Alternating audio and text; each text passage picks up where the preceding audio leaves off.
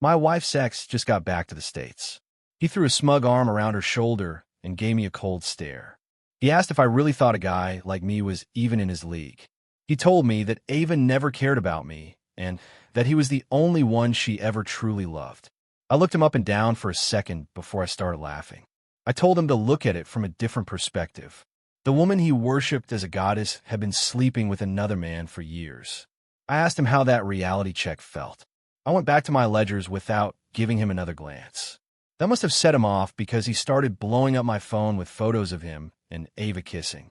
They were wrapped around each other in every shot, and it was clear he wanted to rub the passion in my face. He told me to do the smart thing and get out of the way. I actually laughed when I saw the messages.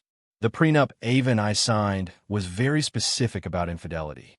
If either of us cheated, that person would walk away without a single cent. Even the most conniving bastard can't beat a well-timed move by a supposedly naive husband. He was handing me evidence on a silver platter as if I didn't already have enough. The moment Ethan Miller landed back in the States, he went straight to Ava's office. He even had the nerve to kiss her right in front of me, like he was marking his territory. He acted like a conquering hero returning from war. He looked me in the eye and shouted that he was finally back. I shut my folder and watched Ethan grip Ava like his life depended on it. I told him I would leave them to it and that we could discuss the contract later that evening. When I got back to my office after a client meeting, Ethan was already there waiting for me. He was sprawled out on my leather sofa as if he owned the place. He sat there with his legs crossed and scanned me from head to toe. There was a pathetic, condescending smirk on his face. He told me my marriage was nothing but a business deal. He said he felt sorry for me because my wife didn't have a single ounce of affection for me. I looked at him and chuckled. I told him he was the one who was truly miserable. He had spent years obsessing over a woman who was just a discarded toy to everyone else. I asked him how it felt to be the one picking up the pieces. His expression soured instantly, and his face twisted with rage. He screamed that he was going to win her back before slamming my office door so hard the glass rattled. I took a slow sip of my water. I didn't feel a thing. It was common knowledge that my marriage to Ava was strictly for the benefit of our families. I didn't care that she didn't love me because the feeling was mutual. In fact, I was actually hoping she would start things back up with Ethan Miller. Our prenup was airtight regarding infidelity. If she got caught, she would be out on the street without a single dime to her name. I would be the sole heir to the business empire our families built together. That was worth a lot more to me than a beautiful wife. Ava wasn't home by midnight. I went through my nightly routine and climbed into bed without bothering to check on her. I found Ava in the dining room the next morning. She was taking her time with breakfast, so I cleaned up and joined her at the table. I was ready to talk about our pending project, but she just stared at me with intensity in her eyes. She asked me if I even cared where she had spent the night. I told her she was a free woman and could do as she pleased. My only concern was whether we were going to win the contract at the bidding war next week. Ava crossed her legs and went silent for a moment before she finally spoke. She assured me the project was as good as ours. I nodded and checked my phone for the morning news. I was surprised to see a message request from Ethan Miller on my message. I accepted the request, and he immediately sent a picture of him and Ava hiking. She was leaning into him and looking softer than I had ever seen her. She looked like a completely different person compared to the ice queen I lived with. Ethan messaged me to make sure I knew she had spent the entire day with him. I smiled at the screen and saved the photo to my hidden folder. Then I put his thread on mute so he wouldn't annoy me further. Ava and I walked into the conference room 30 minutes later. Ethan was already sitting there in the capacity of an external observer. My managers were whispering among themselves because they had no idea who he was. Ava just gave a small nod and told everyone to get started. She pulled up the slides and explained that we needed $200 million for the bid. We had $150 million ready, and Ethan Miller was putting up the remaining $50 million. She asked everyone to give him a round of applause. Ethan sat there with his chin up looking like he had just saved the world. After the meeting ended, Ethan grabbed Ava's hand right in front of me. He told her he was glad to be back and wanted her to show him around New York. Ava looked at me to see my reaction. I told her she should go since he was basically our $50 million investment partner. Ethan looked like he was about to blow a fuse, but he couldn't find the words to argue. He just grunted and pulled Ava out of the room with him. I didn't let it bother me and finished my work before checking my phone. Ethan had sent more photos of them shopping and going to the movies together. They were leaning into each other and smiling like teenagers in love. I made sure to save every single one of those files. It was funny how a simple plan could outweigh all their schemes. He was working so hard to provide me with evidence, as if I wasn't already building a case against them. When the day finally comes that Ava loses everything, she can thank Ethan for personally delivering all the proof I needed. I got home late after working overtime and was surprised to see Ava in the house. I headed upstairs after a quick shower, and she put her book down the moment I entered the bedroom. She looked at me and suggested we have a baby. I was caught off guard because she had always been adamant about not wanting kids. I actually wanted kids when we first got married, but she made it clear she wasn't interested. She used to say that pregnancy was too much of a toll on her body. Back then we were focused on building the business. Now she was acting shy and mentioned that my grandfather was eager for an heir. I thought about it for a second before telling her I would deal with my grandfather. I told her we should wait until after the IPO before we even thought about starting a family. That was just an excuse I had prepared in advance. The truth was that I had absolutely no desire to bring a child into the world with her. Our marriage was a business arrangement from day one. We had an unspoken agreement to stay out of each other's personal lives. I knew Ava had her fair share of flings. I also knew this whole thing was never going to last in the long run. Ethan's return was the final straw. He was her first love from college, and they had lost touch when she moved away years ago. Ethan Miller had actually followed her abroad back then, but his timing was terrible. Just as he arrived, her parents dragged her back to the States for our arranged marriage. She was brought back specifically to marry me. A few days later, it was time for the big auction. It was a tight race, but we put in our final bid and won the contract for $200 million. We had a huge party at the office that night to celebrate. Everyone was toasting to our success when Ethan finally made his grand entrance. He was wearing a custom gray suit and walked right up to us. He didn't even hesitate before throwing his arm around Ava. He blamed the traffic for being late, but he looked smug as hell. I just watched him without saying a word. I told him the party was just getting started. I could hear the people around us starting to whisper as they took in the scene. Everyone was looking back and forth between them and trying to figure out what was really going on. Ava seemed to realize how bad it looked, and she started to look a bit uneasy. She probably realized Ethan was being way too obvious. She brushed his hand off her shoulder and told him that he needed to do 3 shots since he was late to the party. The mood shifted immediately, and Ethan looked at her like she had just slapped him. He saw how cold she was being and tried to laugh it off. He knocked back the drinks and held up his empty glass to try and look cool. A few people cheered to break the tension, but the awkwardness remained. Ethan spent the rest of the dinner trying to dote on Ava and win her over. She kept pushing his hand away until Ethan leaned in and whispered something to her. Her face flushed instantly and her entire attitude changed. She suddenly looked at him with a lot more affection in her eyes. They looked like a couple under the warm lights of the restaurant. I didn't care and just took another sip of my wine. Suddenly a hand placed a piece of steak on my plate. I looked up and saw it was Sophia Anderson, our new sales manager. She was only 26, but she was already one of our top performers. She gave me a bright smile and told me I had to try the house specialty. She had these cute dimples when she smiled, and she was definitely attractive. I took a bite and told her it was great. I thanked her, and she told me I didn't need to be so formal. She suggested I just call her Sophia. We spent the rest of the meal talking shop. I was impressed by her understanding of the current market trends. I realized that if I had her as my assistant, I would be twice as productive.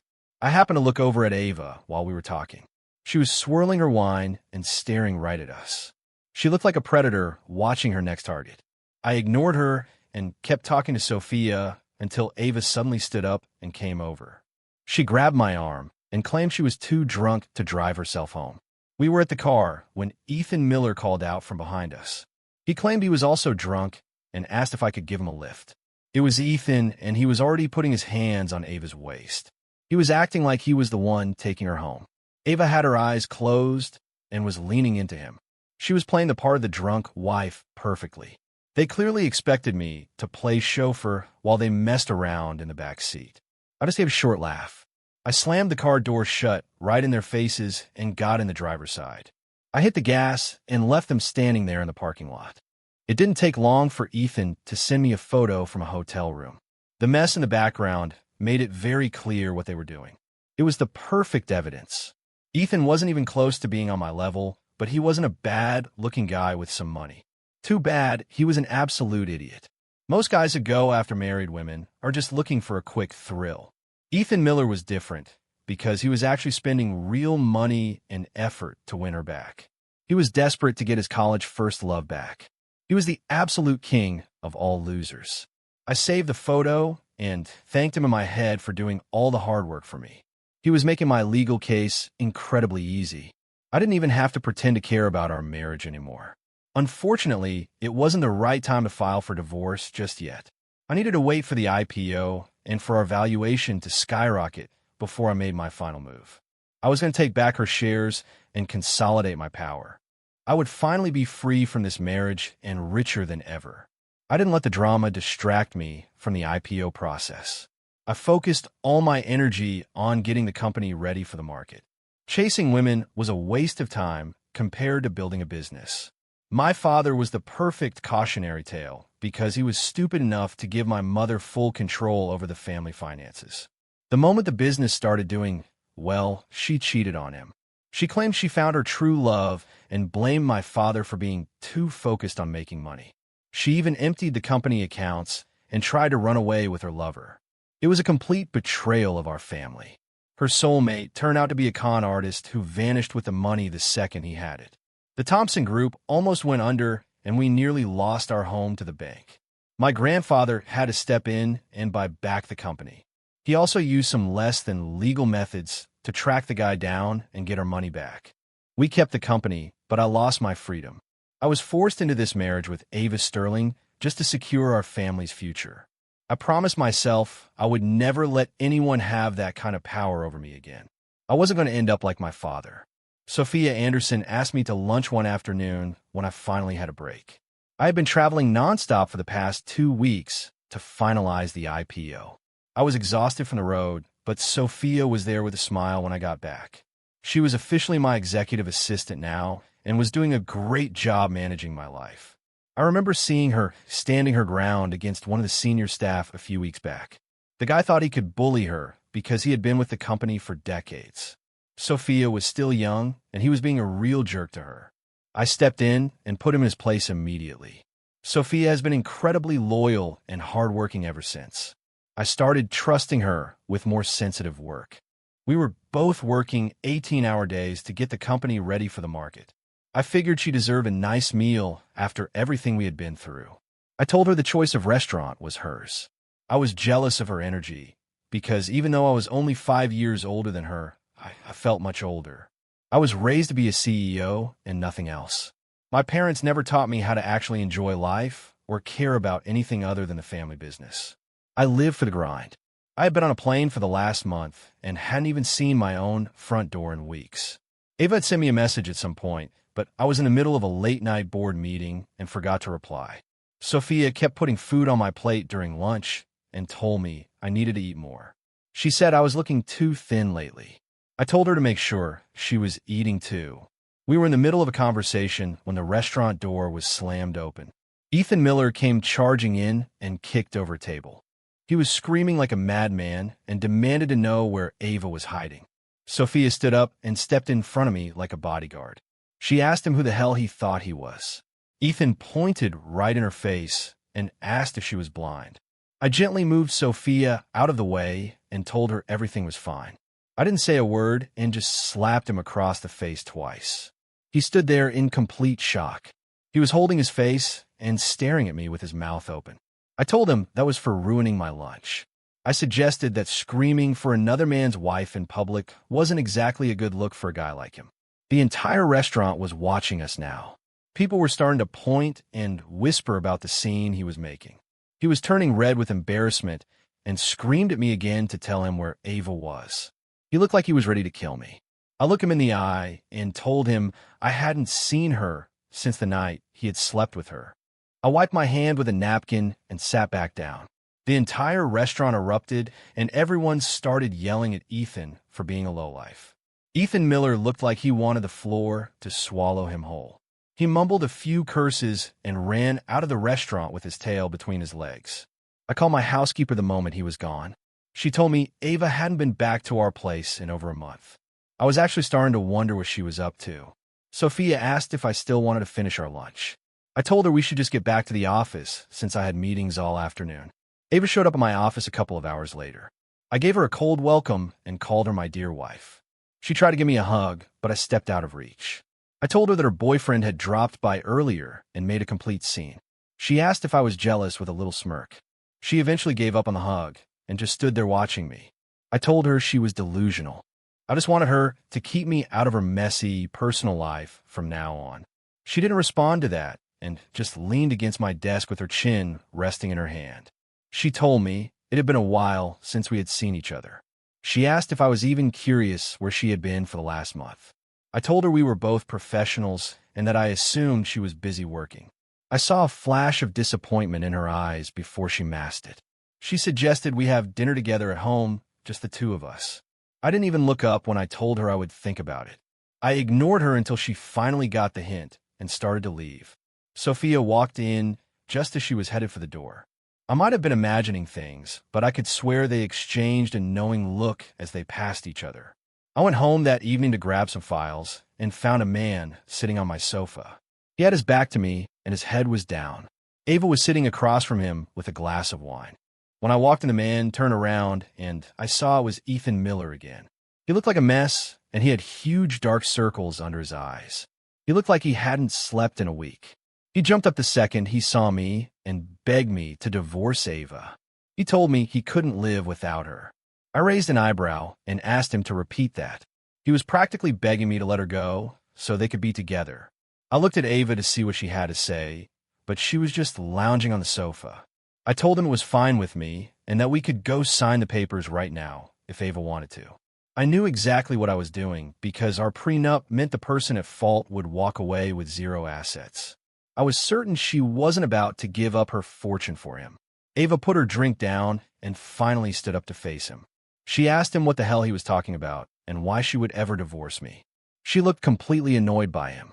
She told him he was being too clingy and that he was still the same immature guy he was in college. She told him to leave. Ethan looked like his heart had been ripped out.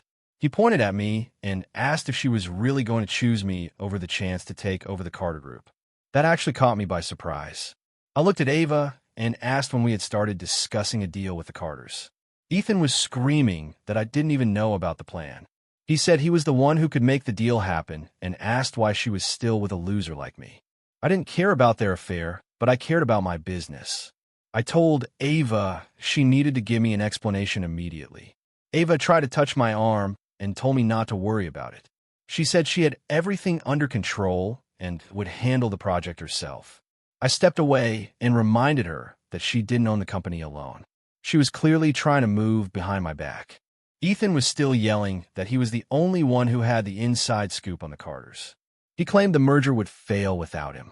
He started shouting about me and Sophia and said I was a pathetic husband who couldn't keep his hands off the help. I told him to shut his mouth. No man likes to be insulted in his own home. Ava finally snapped and told Ethan to watch his mouth.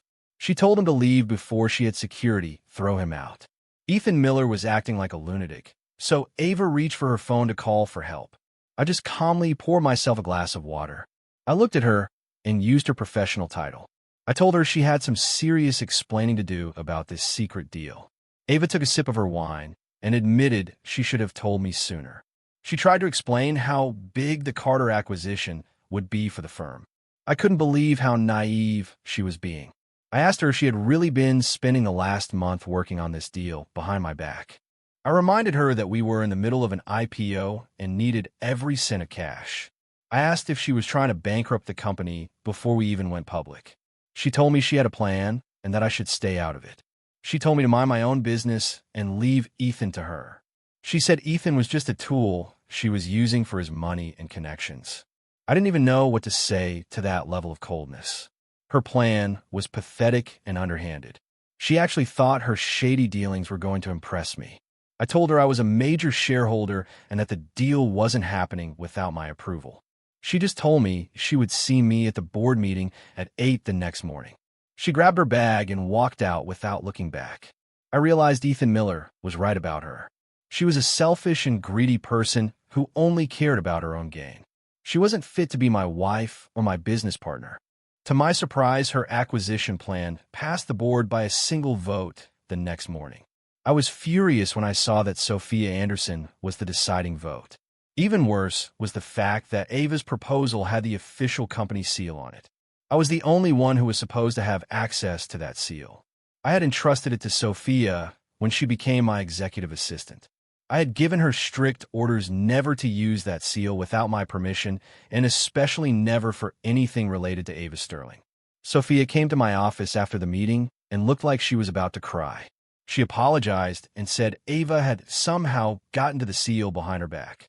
I asked her if she was claiming that Ava had stolen it, and she just nodded. I didn't believe her for a second and turned my laptop screen toward her.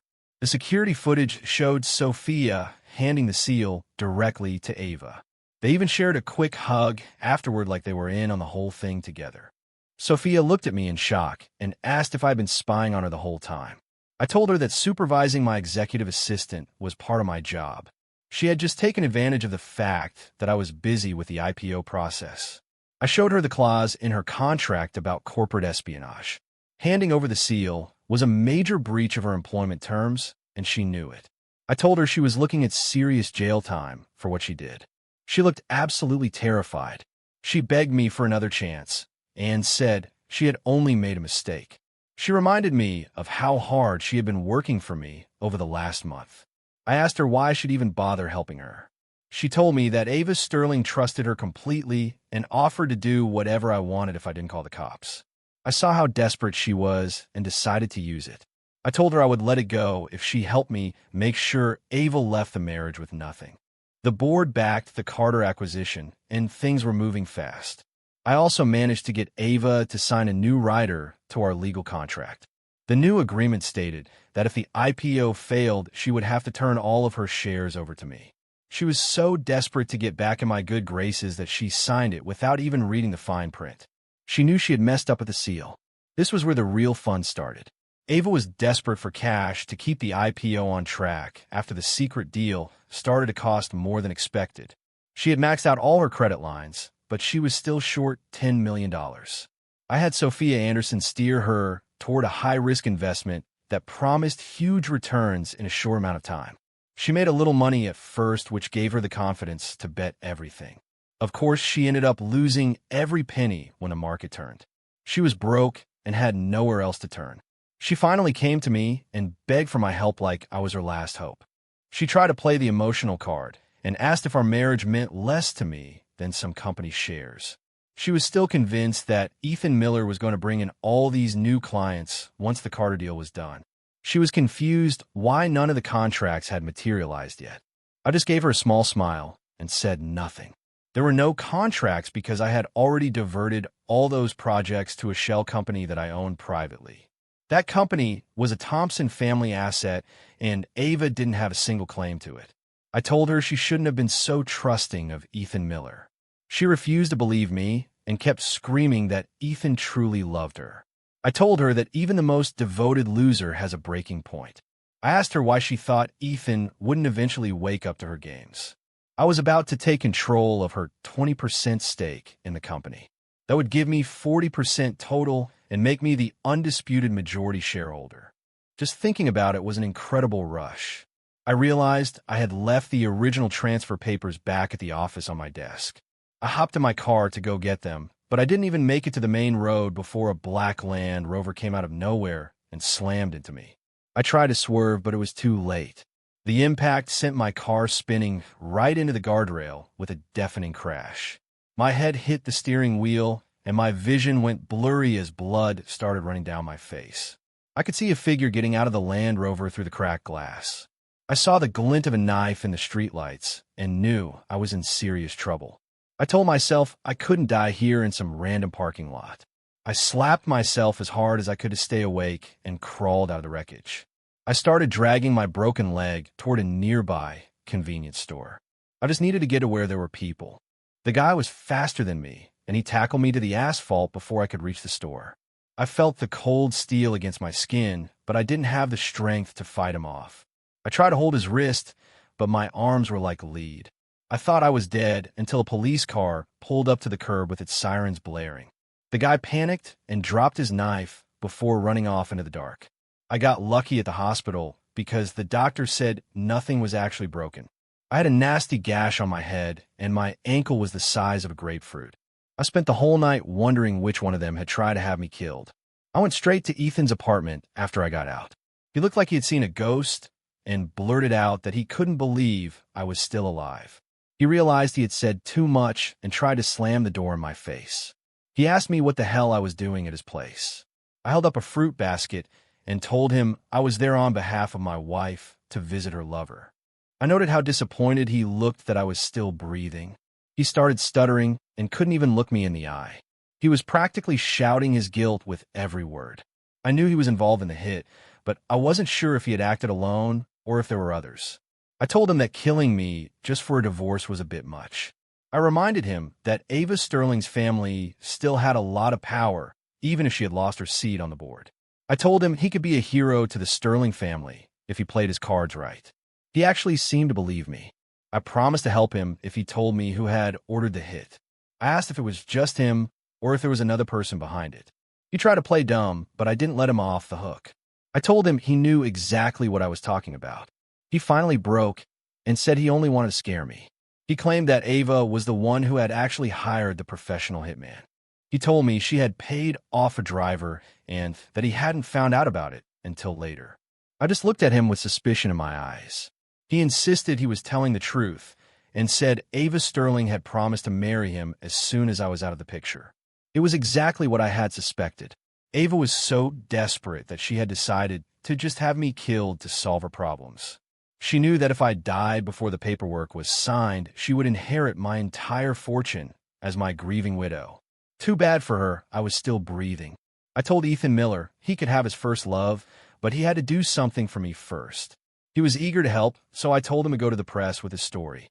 I told him to spill all the dirty details of their affair to the tabloids. I wanted their names on every front page, so she couldn't deny it in a court of law. I told him I would file for divorce, and he could have his dream girl. I made it sound like the deal of a lifetime for a guy like him.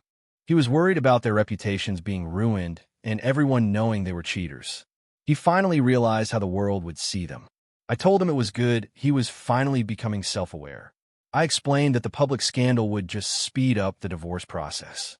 I reminded him that I already had the photos and that Ava would probably throw him under the bus to save herself if it ever went to a trial. Ethan Miller agreed to do it, but asked if I could guarantee he would end up with her. I told him that part was entirely up to him.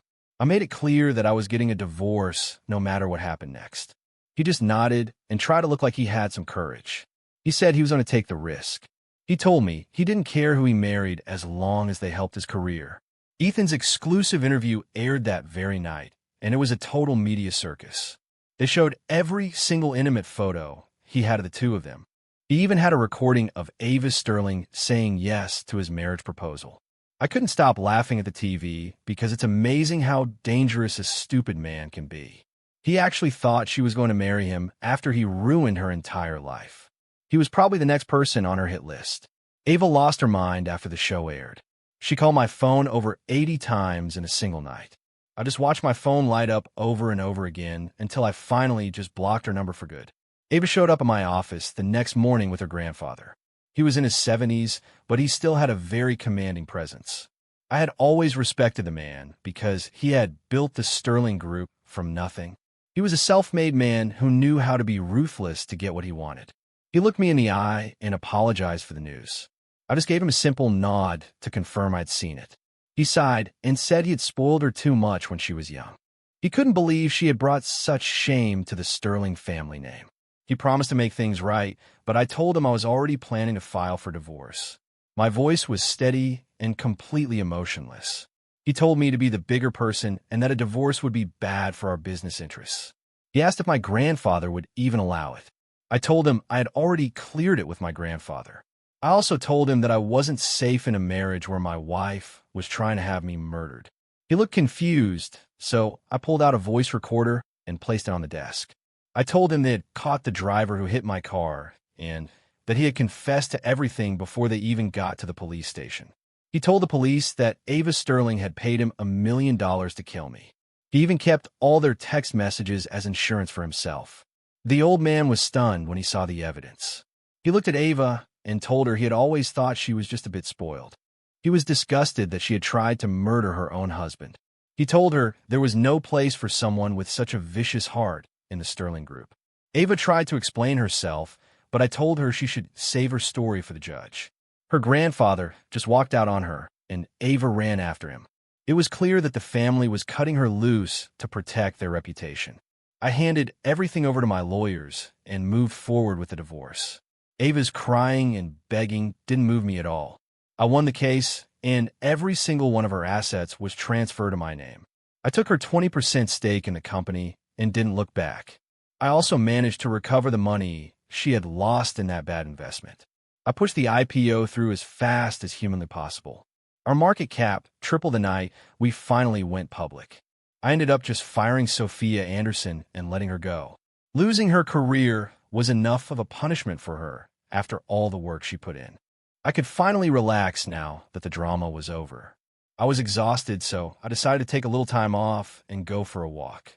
I was at the mall when I saw a huge crowd gathered around something near the fountain. There was a woman sitting on top of a man and slapping him repeatedly. Everyone was just standing there watching without helping. It was Ava Sterling, and she was beating the hell out of Ethan Miller. I stepped in and pulled her off him before she did more damage. Ethan was curled up on the ground and wouldn't even look at me. Someone in the crowd said they had already called the police. Ava looked like a completely different person. She was a total mess, and her expensive clothes were torn to shreds. She looked absolutely insane. She kicked Ethan again and screamed that it was all his fault she had been disowned by her family. She blamed him for everything and tried to stomp on his face with her stiletto heel. The crowd finally realized she might actually kill him, and several people jumped in to hold her back. The paramedics arrived and took a bloody and shaking Ethan Miller away on a stretcher. Ethan was a bloody mess as they wheeled him into surgery. He still wouldn't even look in my direction. I could just barely hear him whisper a thank you to me as they took him away. I went to see him the next day and found him staring blankly out the window of his hospital room. I asked him how he was doing, and he told me he was going back to California to start over. I asked if he was finally done with Ava Sterling, and he just gave a bitter laugh. He looked at his bandaged arms and admitted that he finally realized Ava never loved him at all. He said that the moment he became a threat to her bottom line, she didn't hesitate to throw him to the wolves. He realized she was the only person she ever truly loved. He wondered out loud why he kept coming back for more abuse. He told me that once the magic of a college first love fades away, there is absolutely nothing left to hold on to. It looked like he was finally seeing reality for what it was. I gave him a pat on the shoulder and told him to give me a call if he ever found himself in a jam. He just nodded and told me he really appreciated it. Ava was hauled off to jail for the assault, and the lawyers said there were even more serious charges coming her way. I decided to leave the mess behind and took my father to San Diego for a real vacation. The sand felt amazing between my toes, and the whole coast looked like it belonged on a postcard. It was so beautiful that it almost felt like a dream while I watched the tourists stroll by. I was relaxing in my beach chair with a fresh coconut and just soaking up the sun with my eyes closed. Suddenly, a woman reached out and dangled my car keys right in front of my face. She asked me if I had dropped my keys in a voice that was both sweet and a little bit playful. I looked up and saw her taking off her sunglasses to give me a dazzling smile. Her eyes seemed to sparkle in the bright California sun. It turned out she had found the keys I must have lost while I was taking a walk along the water. I stood up and thanked her as I took the keys back. She gave me a little wink and asked if she could get my number so we could chat on iMessage. I told her I would be happy to and saw no reason saying no to a woman that beautiful. Once we had each other's contact info, I asked her what her name was. Her smile was as bright as the midday sun. She introduced herself, as Chloe Sterling and reached out to shake my hand. She noticed my shocked expression and explained that Ava was actually her older sister.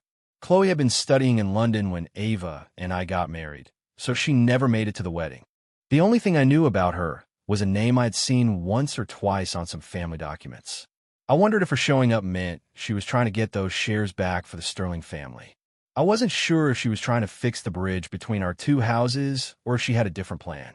I shook her hand and gave her a smile of my own. I told her it was nice to finally meet her. I didn't care what she was really after because as long as I was the one in control, I wasn't worried about losing. The weather was perfect and Chloe was standing there looking radiant.